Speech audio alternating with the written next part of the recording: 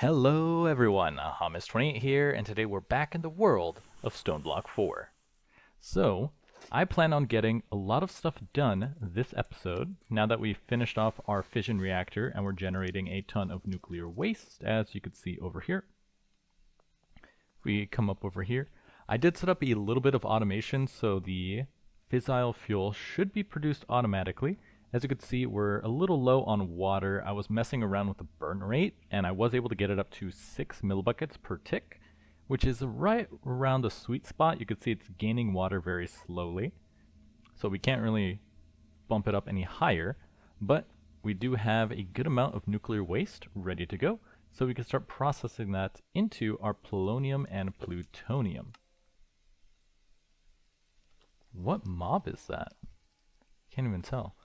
With the neutron activator. So we do have to get in nuclear waste into this, so we're going to have to bring some cables over here. So nuclear waste comes in here.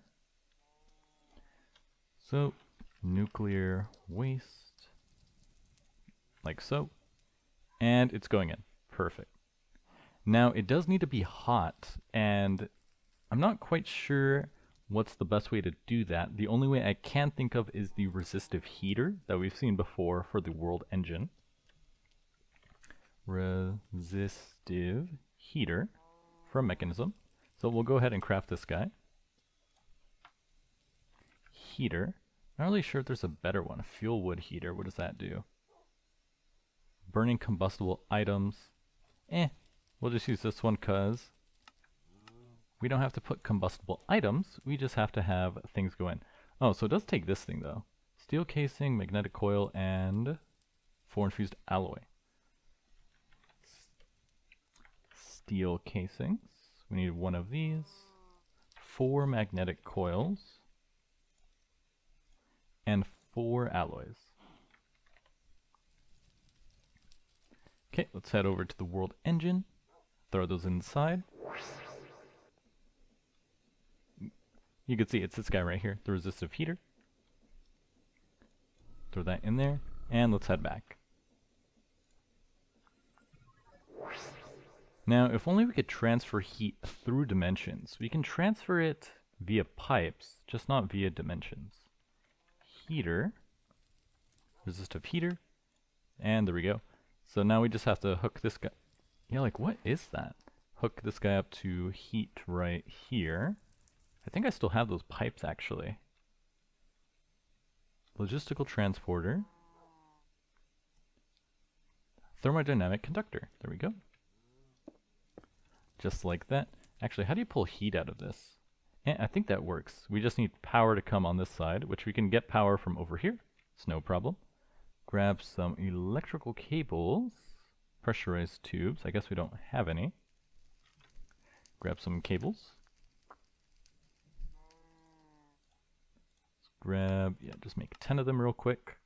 There's really no point in using the basic ones when I can just always use the highest tier. And run the cabling over like so, and connect it here. And it's working.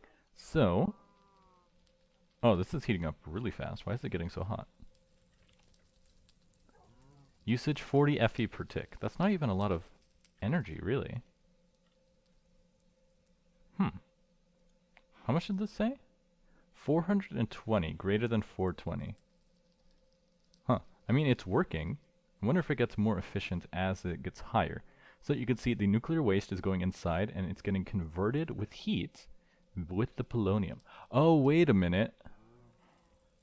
Oh, I think it's actually because of the item here. Did it say that? Heat of the sun. When powered with a single neutron pile. Oh, okay, so you don't actually need a resistive heater on this. It can just generate the heat itself. Okay, so I was mistaken there. So you could see we're now generating polonium. Looks like we got 1800. It's still processing. It doesn't look like it's processing though. Let me try putting some more neutron piles. Pile. Might mean we need a chicken. Oh, okay, there we go. Yeah, so it needs neutron piles to get up to heat, and then it can start converting into polonium. So that's going to start converting our nuclear waste pretty fast. How much do we have? Nuclear.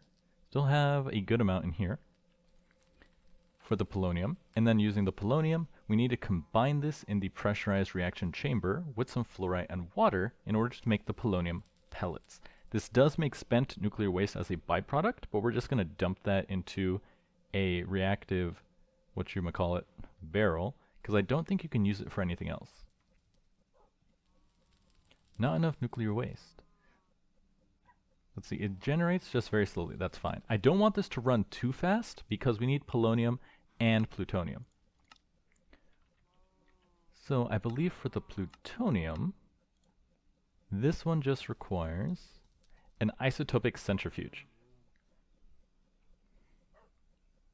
10 to 1. Actually, if we're just pulling nuclear waste out of here, and we have power, we could just set up another isotopic centrifuge over here. So now it should start building up inside of the other thing. Assuming, let's see, nuclear waste. Oh, it's not going in here. Side config, front input. There we go. Now nuclear waste is going inside. Now it's working. So now that's going to start producing our plutonium. And we need 1 bucket of plutonium per pellet. So how much do we have in here? We have 61,000. Now this ratio isn't... I think I just saw a cow. Kind of spooked me. This ratio isn't too bad, because if you take a look at the production of antimatter, we need SPS casings. Now I don't think they have the build in here. Fusion reactor... Oh, here it is. Supercritical phase shifter. Yeah, here it goes. They want us to make 40 SPS casings, and if you take a look, it's a 4 to 1 ratio of polonium to plutonium. And if we need 40, then we need 40 times 4. That's 120. Wait, we need 40 of these. They take 4. Yeah, so we need 160 polonium pellets, but only 40 plutonium pellets. Plutonium.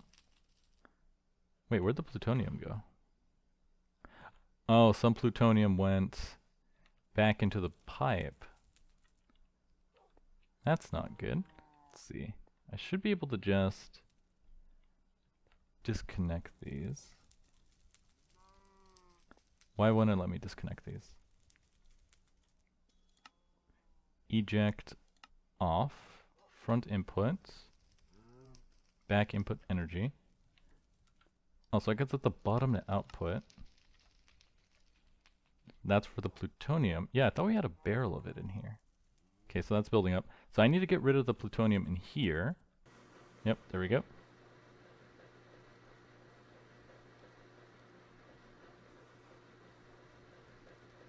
There we go. Bit ugly, but the plutonium should decay. Actually, I don't think it does decay, now that I think about it. So now that's full of nuclear waste, and we're generating our plutonium. Now, how much are we going to need for everything? Let me math it out real quick. So it wants us to make 40 of these. This SPS port also takes 4 of these. So how much nuclear waste is that? So now we have 2 pressurized reaction chambers, and I can't output from the top. I can do from the bottom. So for this one, we'll just put both of them right here, because they both need water. Now we already have this smart cable, so it might be easier to just have the water go in through here, I believe. Let's see. So we could just go ahead and put this guy right here, pitcher plant. And, oh, that's the tube. There we go. Put this on top. And set this to pull. So that's going to feed the water into our pressurized reaction chambers. Now we just have to dump our plutonium into these guys. In here. And now we just need to add some fluorides. Where do I get fluoride from? Wait, was it dust or regular fluoride? Let's see. Fluorite dust, which we can make from crushing fluorite gems. So let me crush some of these. We do have a chicken making fluorite. Let's see, where's my crusher? Grab our fluorite dust and throw that in here. Now, how slow is this? 2 Fe per tick. Plutonium, and that generates 1 bucket of spent nuclear waste. So we're going to have to start dumping this out. And there we go. Goes into the tubes. Into the tubes and into the waste barrel. So that's going to start making our plutonium, which we're going to need quite a lot of it. As you can see, we're not generating too much nuclear waste at this time. Now let's get the polonium over in here. Polonium, left, polonium. Now this also needs fluorite, right? Yep, fluorite dust.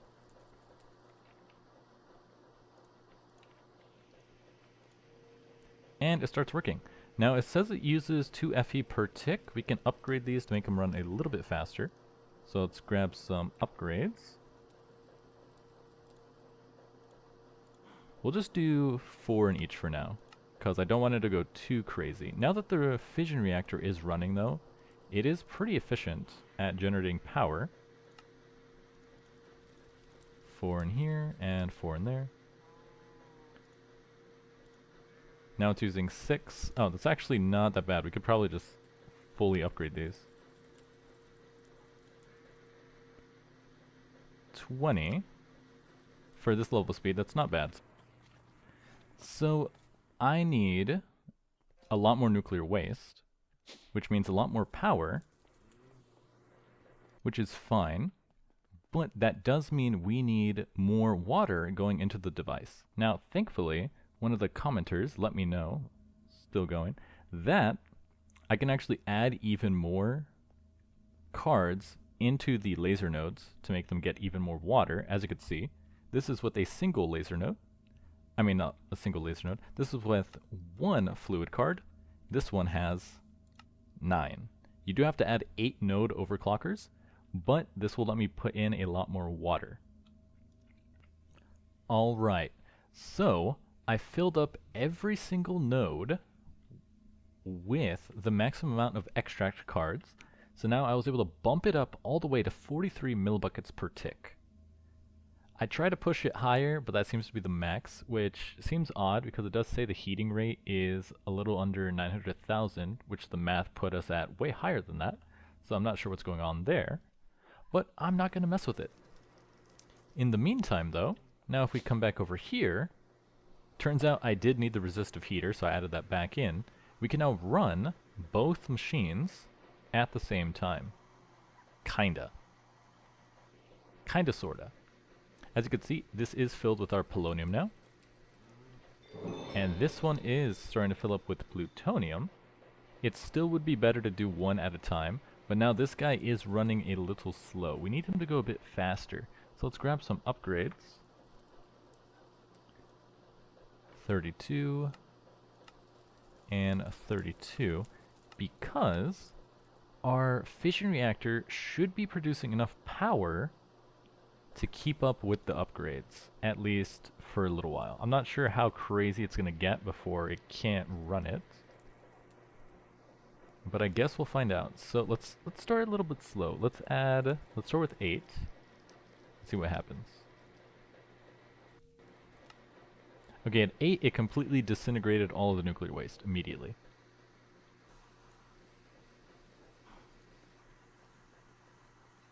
So now if I tell it to make HTP sheets,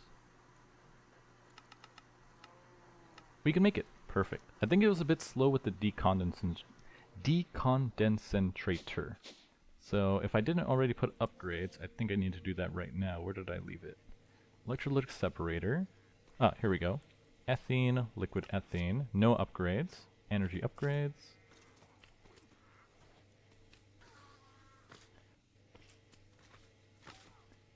There we go. Liquid ethene. Import bus. We're going to need some accelerators in here.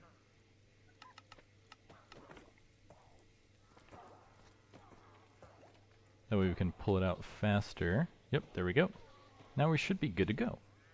And let's see if we can make our 40 SPS casings.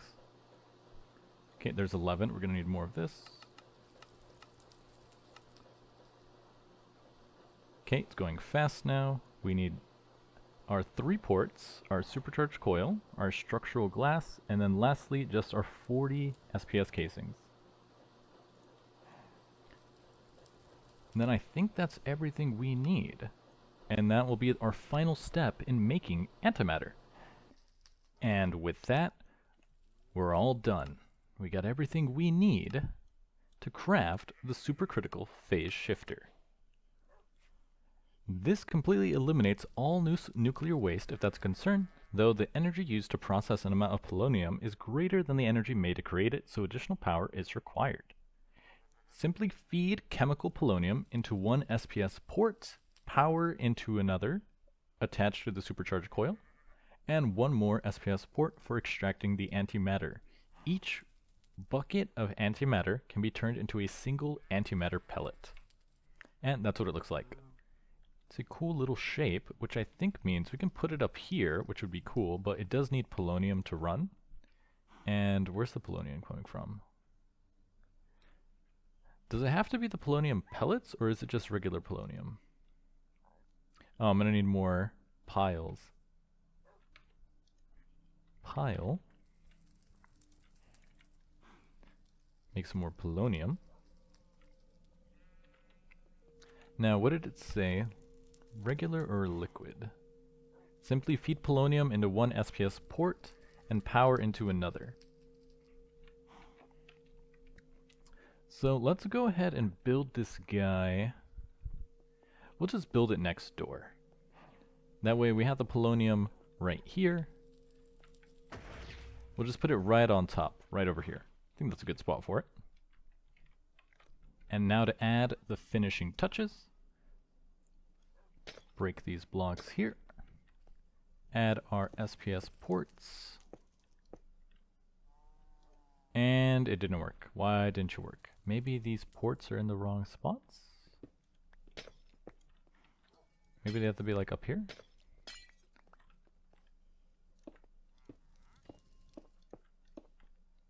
Work.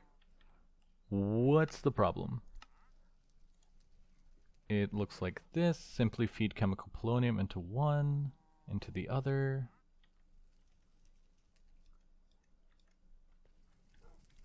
I mean, it looks right. There's got to be something I did wrong. Oh, I see it. I'm a silly guy. I'm a silly goose.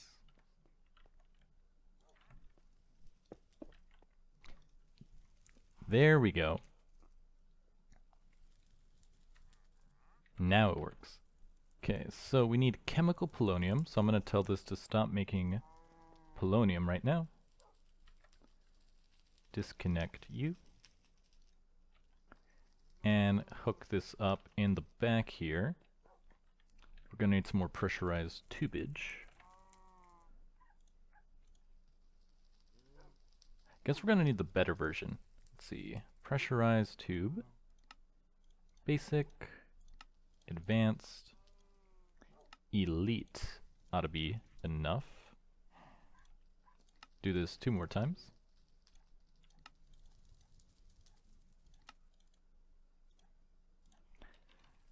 Elite, whatchamacallit, it's an alloy, it's the blue alloy. Reinforced, just make 10 of those. And we'll just hook this up right here. And we'll just connect it to the back. Can I reach? Just barely not. If I built that ring that gives me creative flight, I wouldn't have to bother jumping like that. But we just connect this right over here.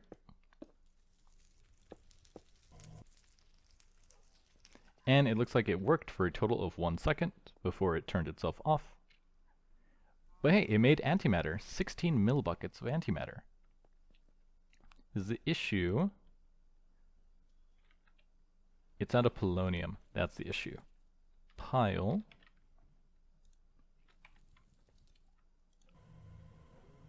And there it goes. It works. And it's not even turning off, which means it has enough power to function, which is phenomenal. Or at least it should. Input energy 14 FE per tick. Only 14 FE per tick? Now we should be able to generate a lot more power out of here. So if we take a look, it even looks really cool. That's the screenshot right there. Bam. Screenshot.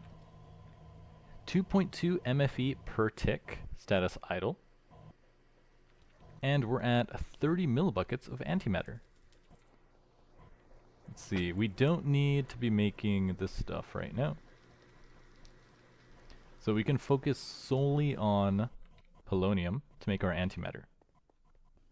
But while we wait for the antimatter to be produced, because now we're currently at 79 millibuckets, we can go ahead, I don't even know what this is for, and finish off the other side of the quest. Let me get rid of this stuff. I really should just deactivate the events.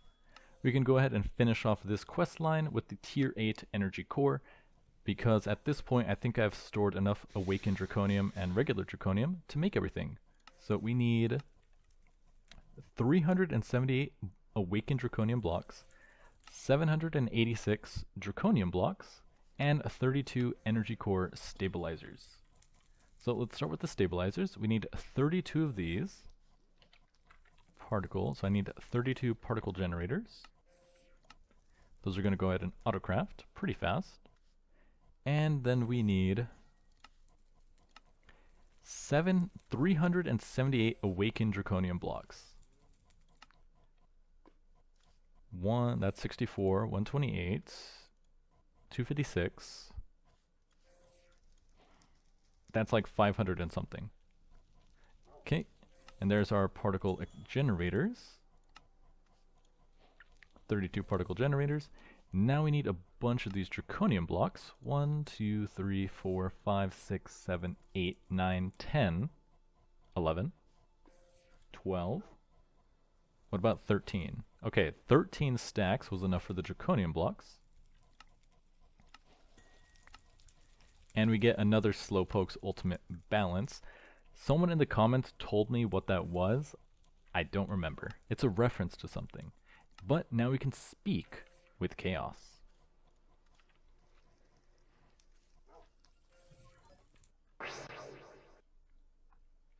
And go out to Chaos right over here.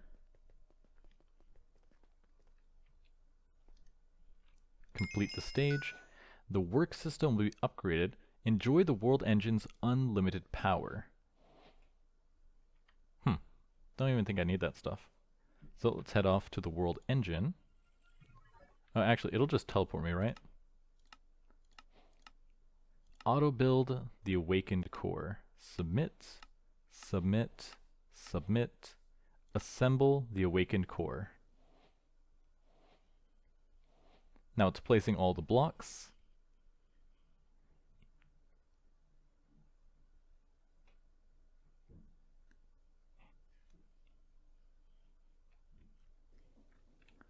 Phenomenal. Placed 1164 blocks for the awakened core upgrade. Alright, it took quite a while, but we are at 1 bucket of antimatter. So now if I set this to pull,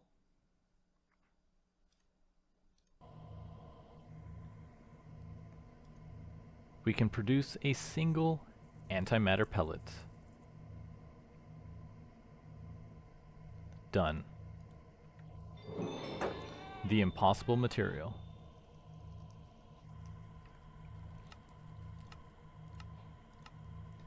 Now, what we've all been waiting for, we're gonna collapse it into a black hole. Alright, so this is what I got. Thank you to Chosen Architect for showing me how to build this. He made a video a couple days ago, which was perfect timing, because I was really struggling to figure out how we were going to generate enough power, which was 15,000 joules for this particle collision, with our current setup. I originally thought of making it wider, as you could see, which is why I have those out there, but because I built it kind of off-center, it wasn't really working out.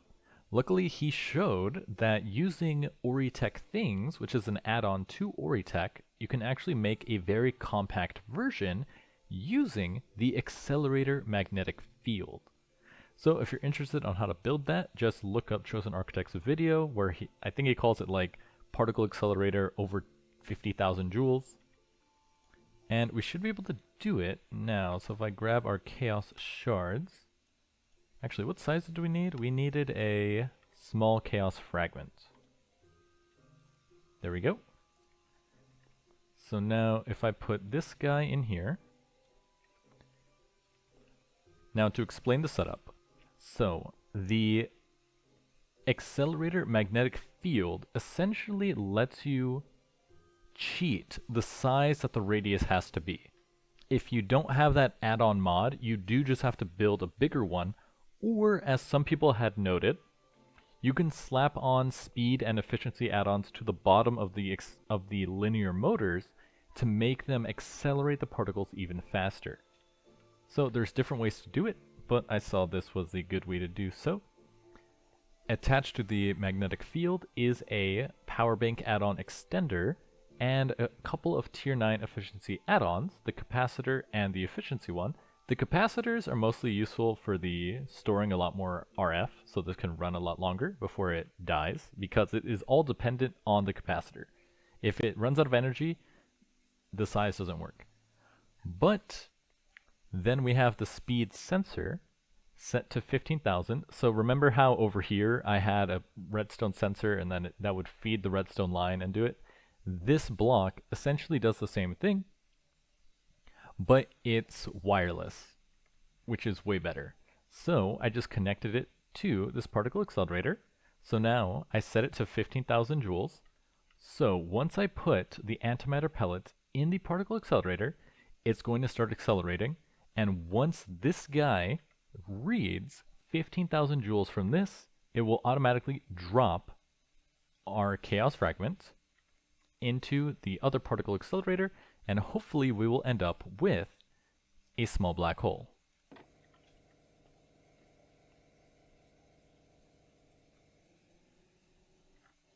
Okay, there it goes. It's starting to speed up. It's going very fast, as you can see. The power is getting sucked out. It's accelerating faster. We're at 10,000 meters per second. We need to hit 25,000. So you can see normally the minimum curve distance has to be 42, and it's slowly rising. But this is like a size of 10. And it looks like we ran out of power. I think that's what happened. That's not good. Okay, after a lot of trial and error and throwing cobblestone into the sky, I just figured out how to set up ender gates through power, and that seems to be good enough to keep this powered. So, hopefully I don't waste this antimatter pellet. So if we put the small chaos fragment in here, let's see, 15,000 left, and we throw in our antimatter pellet, this should work. Fingers crossed.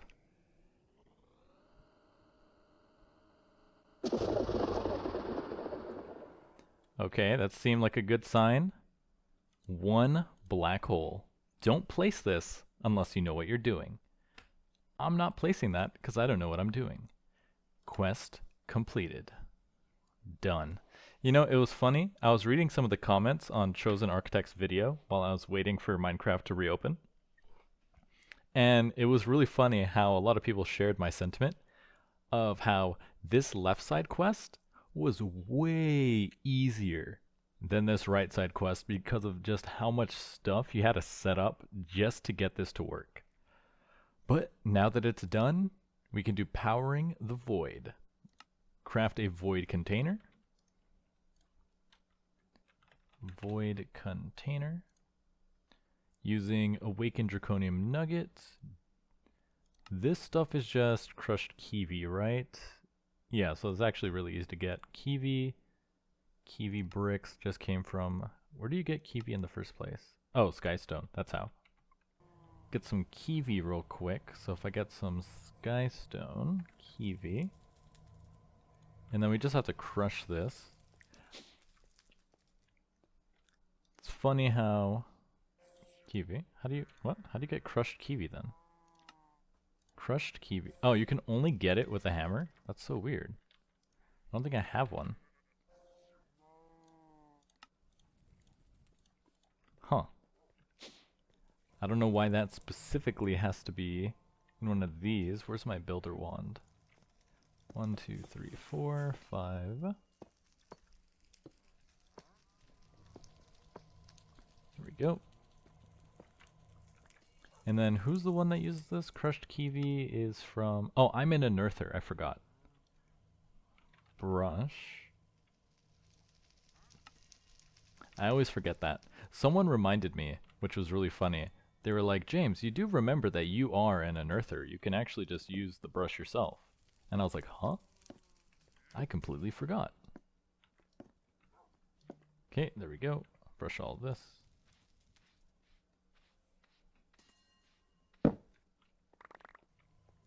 To get this dark zirconium. Now we need to I don't know why I didn't save it. The void container and the dark matter block. Oh, that's actually really easy. Dark matter. 1, 2, 3. 1 block of dark matter. We need 4 awakened draconium nuggets. And oh, so we need 3 dark matter blocks in total. Still really cheap. 1, 2, 3, 4. 1, 2, 3, 4. 1, 2, 3, 4. Here we go. And done. Store the rest of that. Powering the void completed. Another portal gun. And now speak with radiance.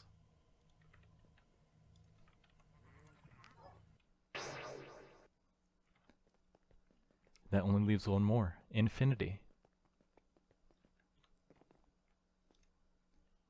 Complete the stage.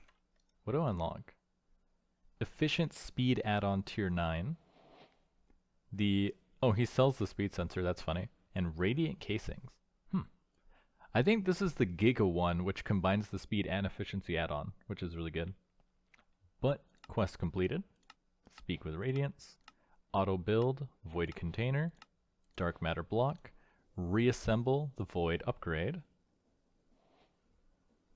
Looks like it goes inside. Luckily, we only need 1 pellet of antimatter, so it's not too bad. If I need more in the future, I think I'll just make the chicken, because the chicken only takes 10 antimatter pellets worth of antimatter. And if I'm going to spend that much time, I might as well just get the chicken. And now we can meet infinity. And I think this is the final step for this chapter. So let's go. Let's talk to infinity real quick and finish out the episode.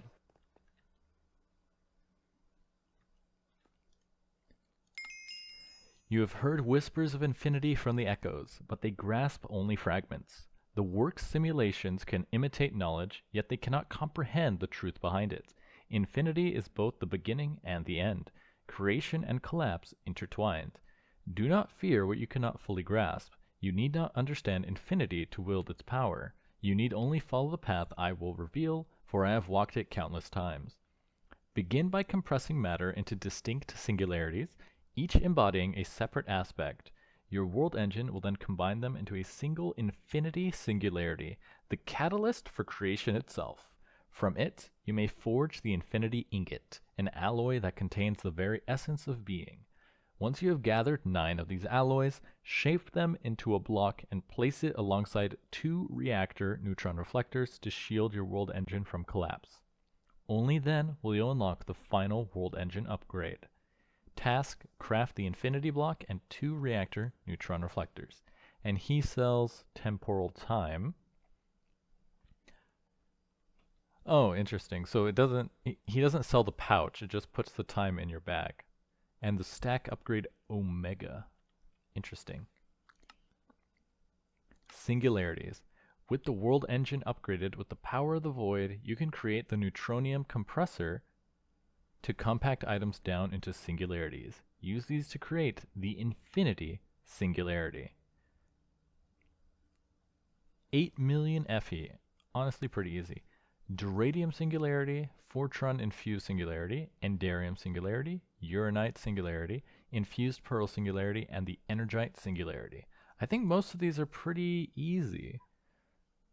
So the Duradium singularity only takes 100 Duradium. The Fortron only takes 50 ingots. Endarium only takes 100 ingots. Energite, I don't think I crafted Energite. Okay, but that's really easy, and that only takes 100. Infused ender pearls only take 50, and that's really easy as well. And the uranite only takes, I think that said 50, right? Yeah, only 50, and that was pretty easy as well. Where do I actually get uranite? Oh, energizing. That's where. Uranium ingots. Ah, yeah, that was the other use for uranium. But all that should be pretty easy. And then to craft the neutronium compressor, we just need 4 neutronium ingots, a vibrant bimetal gear, the ultimate machine core, and 16 crystal matrix ingots. Okay, that's really easy. This is also not too bad. I can make promethium, right? I set that up. Yeah, I can make promethium. So that's not too bad either. Biometal, I should be able to make... I set up vibrant alloy as well, right? Vibrant? Yes, I did. So that's easy as well. It'll just be waiting on the neutronium, which I guess means I should get a chicken. Luckily, I can make it. That's 4 neutronium blocks, though. I think I should make the chicken, because once I have the chicken, then I'll never need to wait ever again, because the chicken will just make a stack of it for free every time. And I already have the heavy cores, so it should be easy enough. Interesting. Alright, so we have our task for next episode. Making the singularities, making the infinity ingots, and crafting the infinity block. From 9 infinity ingots... Wait, infinity catalyst, infinity singularity. Oh, I see. Okay, so yeah, definitely I need the neutronium chicken because I need more neutronium. But then you need... Interesting. Okay. So it's not actually going to be that easy. We're going to need a lot of resources. Because the block takes 9 infinity ingots, and the infinity ingot takes 8 infinity catalysts, which takes an infinity singularity. So that's going to get really expensive. Really fast. Huh. Well, we have our work cut out for us. We're going to have a lot to do to finish off Stoneblock 4. But as always, I'm your host, Hamas28, and I'll see you guys next time.